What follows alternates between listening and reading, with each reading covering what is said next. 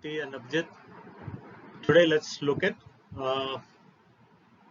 geographical thought in one of the last portions, which is system approach in geography.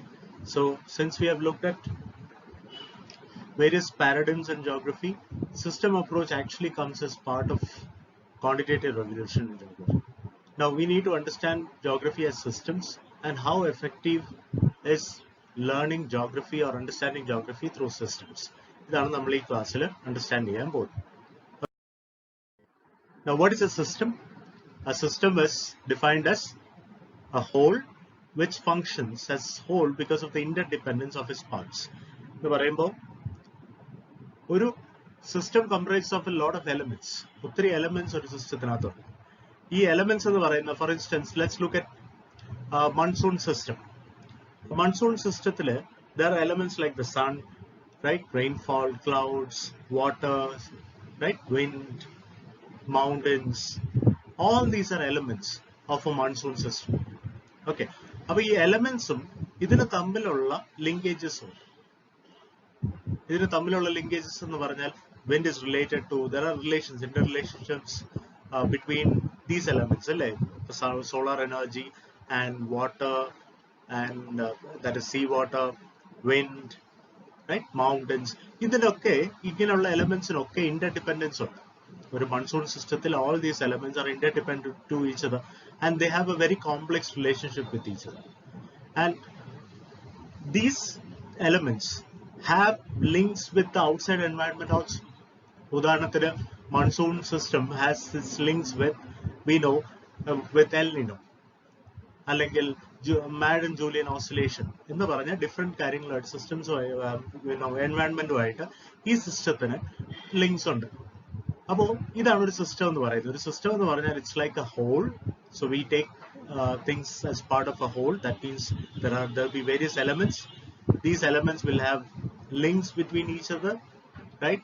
And they have a complex linkage between each other. They are interdependent to each other, and apart from that, they as together as a system will have links with the outside environment also. Okay, this is what a system is. About this is like the systems that you might have learned in your graduation, right? It can be any of the systems. Okay, so the system approach was started in biology by a guy called Bertalanffy. Here a universal system theory. So he actually started in terms of qualifying organisms, right, as systems. But then he realized soon that this happened somewhere around the 1920s, and then he realized soon that okay, this can be applied to many other fields. So അങ്ങനെ വന്നതാണ് ഒരു universal system approach. Geography this came into vogue in around the 1960s and 70s. That is when people like Chorley, Bury എന്നൊക്കെ പറഞ്ഞിട്ടുള്ള ആൾക്കാര് ഇതിനകത്ത് ഭയങ്കരമായിട്ടുള്ള contributions ഒക്കെ നടത്തി. So that's what a system is. System has three components. One is the elements of the system. There are links between these elements, and there are links between the elements and their environment. Fine. The next slide. Now, in geography, this is one approach used to find out the causes and function of the geographical phenomena. So, for example, it's like an earthquake-prone area. Now, there will be various elements in it. The approach is actually used to quantify, to actually understand a lot of subsystems which actually act on that larger system. അപ്പോൾ അതിന് തമ്മിലുള്ള linkages, ഇതിന്റെ ഏറ്റവും വലിയ interdependence എങ്ങനെയാണ്, ഇങ്ങനെയൊക്കെ analyse ചെയ്യുമ്പോൾ നമുക്ക് will have a better understanding of a certain phenomena. So this is actually a tool to analyse the system and its components to understand those complex phenomena that we have in geography. For example, spatial analysis. ഉദാഹരണം, ഇപ്പൊ നമ്മൾ ഈ സ്ലൈഡിൽ എടുക്കുന്ന ഒരു ഉദാഹരണം മൈഗ്രേഷന്റെ. So migration is a process which happens, is a phenomenon which happens across the world, and there are certain reasons which actually contribute towards migration. Migration of three factors on the rural to urban migration, on the urban to urban migration, on the right, and urban to rural migration on the. So ഇതിലൊക്കെ ഒത്തിരി factors ഉണ്ട്. ഈ factors ഒക്കെ analyse ചെയ്യണമെങ്കിൽ നമുക്ക് കുറെ factors അതിനകത്ത് അറിഞ്ഞിരിക്കണം, ഇല്ലേ? ഉദാഹരണത്തിന്, let's look at this. Why is migration happening? So we need the following components will be included in this study, which are the growth of the population, economic activities and availability for livelihood in an area, that region, law and order situation, freedom. Freedom includes economic freedom, education and health facilities, the size of the city urban area, the distance from the rural area to the urban area, and types of migration. All these have to be elements which are to be included in such a system to understand why migration happens. And then we'll understand how this. So now this is how this thing system happens in geography. System approach is used in geography. Now ഒരു സിസ്റ്റത്തില് മൂന്ന് aspects ആണുള്ളത്. ഒന്ന് അതിന്റെ morphological structure, ആ സിസ്റ്റത്തിന്റെ structure എങ്ങനെയാണ് ഇരിക്കുന്നതെന്നുള്ളത്. That's one understanding that we need to do.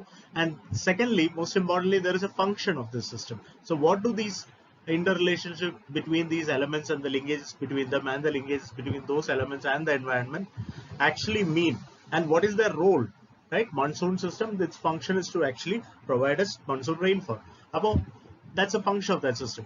Development ennu parayunnathu adinte, now systems are all dynamic. Geographical systems more often than not are dynamic. They are not static systems. They change over time. These changes over time aanu nammal development enna peril parayunnu. Okay, now various types of systems ന്റെ structure എന്ന് പറഞ്ഞാൽ ആ സിസ്റ്റത്തിന്റെ type എങ്ങനെയാണെന്നുള്ളതാണ്. Okay, ഒരു സിസ്റ്റത്തെ നോക്കുവാണെങ്കിൽ we need to look at one, its structure, second, its function, so what are the functions of that system, and third is the development changes which happen over time. Now in that structure part we need to look at how the system is. For example, it can be a basic series system. എന്ന് പറഞ്ഞാൽ there will be 4-5 elements. The happening of one element is imperative to the happening of the second element. So one happens after the other. ഒന്ന് കഴിഞ്ഞാൽ അടുത്തുണ്ടാവും, അത് കഴിഞ്ഞാൽ അടുത്തുണ്ടാവും. For example, high temperatures, less rainfall, അതിന്റെ effect ആയിട്ട് എന്താ ഉണ്ടാവും? Droughts ഉണ്ടാവും, famines ഉണ്ടാവും. അത് കഴിഞ്ഞിട്ട് എന്താ ഉണ്ടാവും? എക്കണോമിക് ലോസ് ഉണ്ടാവും, and then migration ഉണ്ടാവും. So all these are consequent to the previous element. ഇങ്ങനെ വരുമ്പോൾ അതൊരു സീരീസ് ആയി. എന്നാൽ series elements series systems are very tough to find in the real world. So we have mostly like a mix of series and parallel systems. Parallel എന്ന് പറയുമ്പോൾ ഒരു ഔട്ട്പുട്ടിൽ തന്നെ രണ്ട് ഇവൻച്വാലിറ്റീസ് ഉണ്ടാവാം, റൈറ്റ്? ഇപ്പൊ നമ്മൾ ഈ അടുത്ത ലോ റെയിൻഫോൾ ലോ പ്രസിപ്പിറ്റേഷൻ റീജിയനിൽ ഉണ്ടാവുന്ന ഒരു കാര്യം വരുമ്പോൾ എന്താ ഉണ്ടാവുന്നത്? ഒന്ന്, people will actually can move to different crops also, ഇല്ലേ? ഇപ്പൊ വാട്ടർ ഗസ്ലിംഗ് ക്രോപ്സ്, റൈസ് ഒക്കെ മാറ്റിയിട്ട് അവർ റെയിൻഫോൾ കുറയുന്നതനുസരിച്ച് വേറെ ക്രോപ്സിലേക്ക് മാറാം. രണ്ട്, ഇറിഗേഷൻ ഒക്കെ വേറെ ആക്കാം, റൈറ്റ്? മൂന്ന്, they can migrate. അപ്പോൾ ഇങ്ങനെ മൂന്ന് കോൺസിക്വൻസസും ഇതിനകത്ത് ഉണ്ടാവും. അപ്പൊ ഇതെല്ലാം പാരലൽ ആയിട്ട് നടക്കുന്നു. So this is how, so systems can be in series, it can be in parallel. Now a system can be a feedback system. That means the output of that system, of that function of the system, will go as the input of that same system. അങ്ങനെയും കാണാലോ, ഒരു സിസ്റ്റത്തിന്റെ output തന്നെ തിരിച്ച് അതേ സിസ്റ്റത്തിന്റെ ഇൻപുട്ടിലേക്ക് വരുന്ന ഒരു പ്രതിഭാസം. ഇപ്പൊ ഉദാഹരണത്തിന് നമ്മളിപ്പോ ഒരു health system എടുത്തു കഴിഞ്ഞാൽ മെഡിക്കൽ സിസ്റ്റത്തിന്റെ output is good health contributes to the betterment of that medical system. So that's how it goes. The feedback actually goes back. Systems in real life are very complex, right? Some cases these interrelationships are of varying levels, of varying hierarchical levels. ഈ ഇന്റർലിങ്കേജസ് നമ്മൾ പറഞ്ഞല്ലോ, linkages ഒരു ലെവലിലായിരിക്കില്ല, അത് പല ലെവൽസിലേക്ക് ഇങ്ങനെ മാറി ഇരിക്കും. അതിന് കാരണം ഉണ്ടാവും. അതിന് ഒരു കാരണം എന്താന്ന് പറഞ്ഞാൽ these are very complex systems. One, now cause and effect പോലെ അത്ര സിമ്പിൾ ആയിട്ട് നമുക്ക് സിസ്റ്റം അനാലിസിസിനെ അനലൈസ് ചെയ്യാൻ പറ്റില്ല. So that's a second part. So systems ഇങ്ങനെ നമുക്ക് ക്ലാസിഫൈ ചെയ്യാം. വേറൊരു രീതിയിൽ ക്ലാസിഫൈ ചെയ്യാവുന്നത് open system, close system, semi partially open system അല്ലെങ്കിൽ സെമി ഓപ്പൺ സിസ്റ്റം എന്നൊക്കെ പറഞ്ഞിട്ട്. എർത്തിന്റെ കാര്യം എടുത്തു കഴിഞ്ഞാൽ most of our systems are open systems. That is solar energy is an example. ഇപ്പോൾ എർത്തിന്റെ കാര്യത്തിൽ ഇത്രയും ബുദ്ധിമുട്ട് എന്താ, സിസ്റ്റം അനാലിസിസ് ചെയ്യാനുള്ള ബുദ്ധിമുട്ട് എന്താണെന്ന് ചോദിച്ചു കഴിഞ്ഞാൽ, ഈ സിസ്റ്റം എന്ന് പറയുന്ന കാര്യത്തിന് ഒരു ബൗണ്ടറി വേണം. ഈ ബൗണ്ടറി അസർട്ടൈൻ ചെയ്യാൻ ഭയങ്കര ഡിഫിക്കൽട്ടാണ്. Since it is very complex, it is difficult to ascertain a certain boundary towards the system. Now in open system, for example, in solar energy എന്ന് പറയുമ്പോൾ wherever from within that system, if both matter and energy are transferred to the environment, okay, ഒരു സിസ്റ്റത്തിന്റെ ഉള്ളിൽ നിന്ന് മാറ്ററും എനർജിയും ആ സിസ്റ്റത്തിന്റെ ബൗണ്ടറിയിൽ നിന്ന് വെളിയിലേക്ക് നമ്മൾ വിടുവാണെങ്കിൽ അല്ലെങ്കിൽ ഉള്ളിലേക്ക് അലോ ചെയ്യുകയാണെങ്കിൽ അതൊരു system. So for example, in case of solar energy for Earth, we have a very open system. partially open system, that is how we analyze things in geography mostly. Most of our system, geographical systems in terms of spatial analysis, are partially open systems. Why? Because it is never closed. Karim, there is a cultural system, an area. Area, there will be a lot of linkages between different people of various social, economic backgrounds and cultural backgrounds, linguistic backgrounds, religious backgrounds. ഇങ്ങനെയുള്ള ആൾക്കാരുടെ എല്ലാം സമ്മിശ്രമായുള്ള ലിങ്കേജസും Inter റിലേഷൻഷിപ്സും ഒരു സിസ്റ്റത്തിനകത്ത് ഉണ്ടാവും. അങ്ങനെ വരുമ്പോൾ നമ്മൾ ഇതിനെ വളരെ ക്ലോസ്ഡ് ആയിട്ട് അനലൈസ് ചെയ്യണമെങ്കിൽ there has to be no interaction between that system and its environment, which is impossible.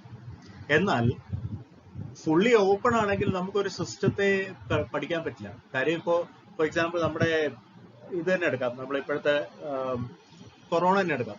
ഈ കൊറോണ ഇപ്പൊ നമുക്ക് കേരളത്തില് we were actually doing it pretty well till the time these railways and borders were open.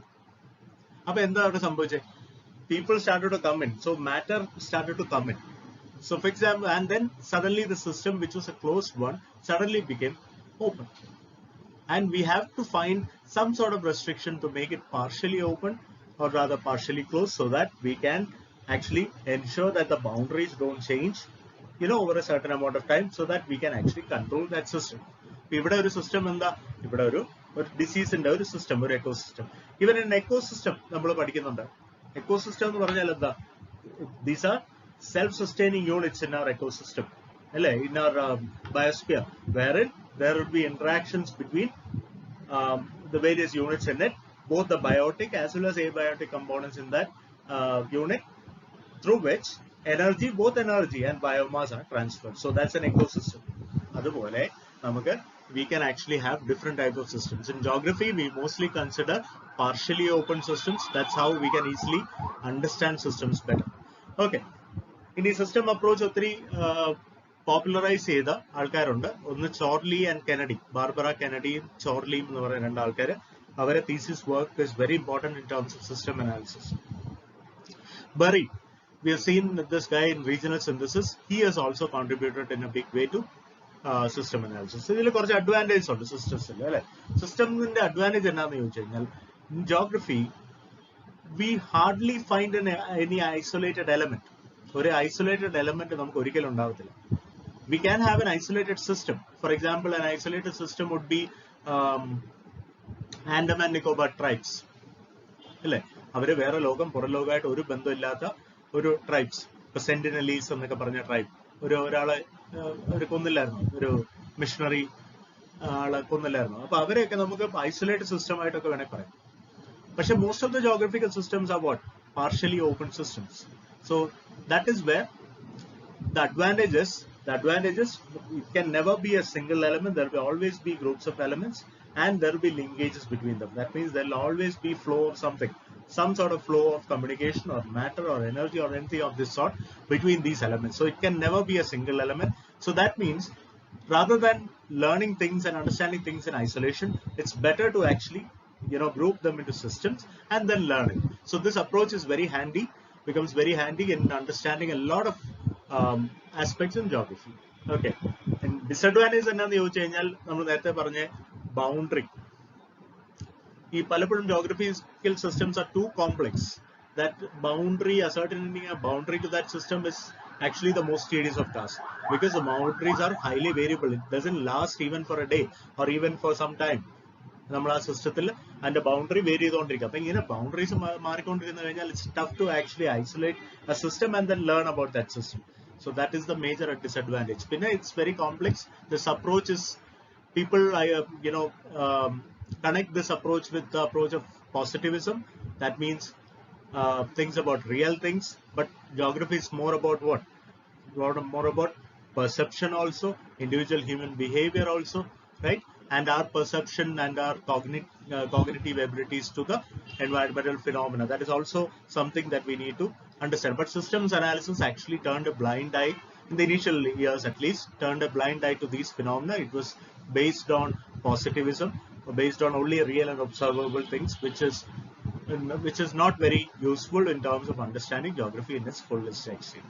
So ഇങ്ങനെയുള്ള കുറച്ച് അഡ്വാൻറ്റേജും ഡിസഡ്വാൻറ്റേജും ആണ് സിസ്റ്റത്തിലുള്ളത്. Okay, that's it. In the notes, I'll send out this notes to you. Okay, so please learn and make notes about this. Thank you.